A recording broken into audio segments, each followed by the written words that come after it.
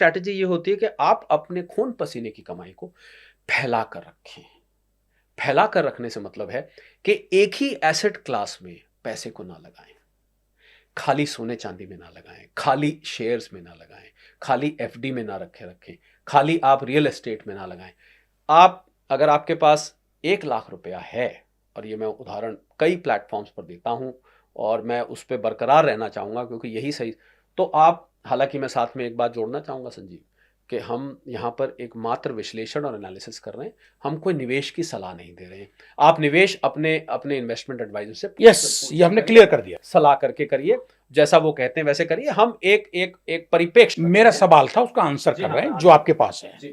तो 20,000 रुपए एफडी, क्योंकि लिक्विडिटी रखनी जरूरी है।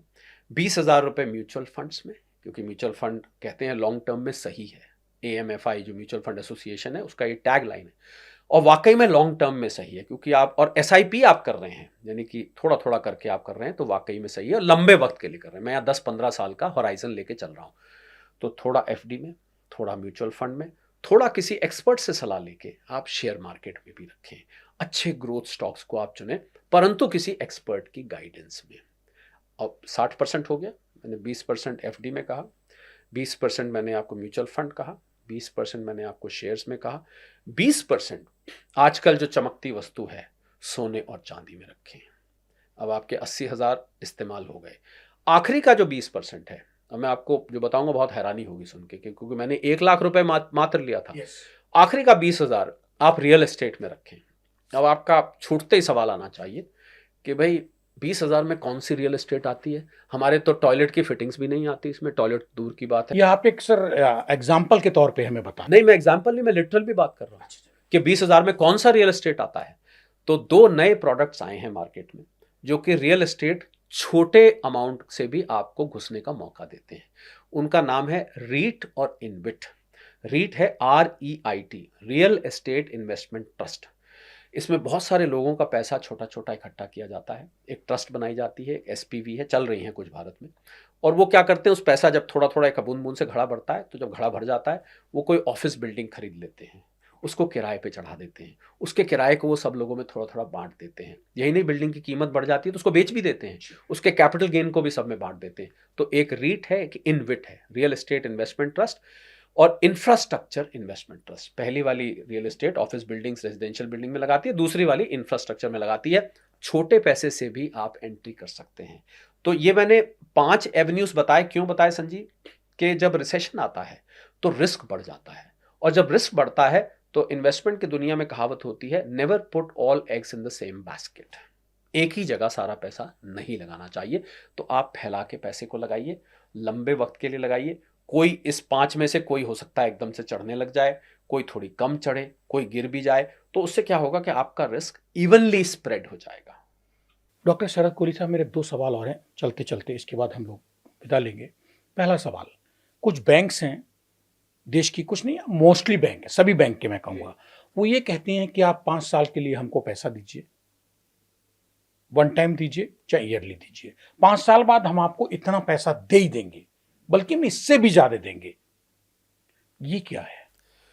देखिए, बैंक अगर ऐसा कह रहा है और वो रिकग्नाइज्ड बैंक है, शेड्यूल्ड बैंक है, रिजर्व बैंक सारे बैंकों को मॉनिटर करता है, तो वो 5 साल की जो अगर फिक्स डिपॉजिट ही कर सकता है, वो आपको कोई जादू तो कर नहीं सकता। या तो वो पैसा, कुछ बैंक्स, मैं आपको बता दूं संजीव, कुछ बैंक्स वेल्थ मैनेजमेंट सर्विसेज देते हैं और वो आपके पैसे म्यूचुअल फंड, यस, मैं वहीं आया, ये था, वो फिर म्यूचुअल फंड के एजेंट्स हैं। उन बैंकों के पास उन म्यूचुअल फंड्स की एजेंसीज हैं। तो वहां पर थोड़ी कई दफे सलाह बायस्ड भी हो जाती है, क्योंकि जिन म्यूचुअल फंड्स की उनके पास एजेंसी होगी, आपका पैसा वो वहीं लगवाएंगे। तो इसलिए मैं आपको एक ऐसी टैग लाइन दे देता हूं, जहां भी 12 से 15% साल का रिटर्न से ज्यादा आए तो आपके कान खड़े हो जाने चाहिए कि दाल में कुछ काला है, और कहीं कहीं तो दाल ही काली निकल आती है पूरी की पूरी।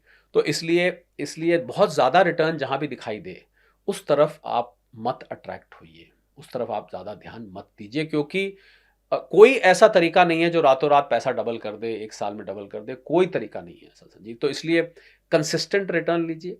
कम रिटर्न आए भले, ये स्वीकार है, पर यह स्वीकार नहीं है कि आपका पैसा डूब जाए। मैं आप ये अपना व्यक्तिगत बात बता देता हूं। व्यक्तिगत बात यह है कि शरद कोहली की ट्रोलिंग की जाए, इस बात के लिए कि शरद कोहली ने सलाह दी थी और हमें रिटर्न कम आया, 12% आया, किसी दूसरे ने दी थी उसको 20% आया, ये मैं स्वीकार कर लूंगा।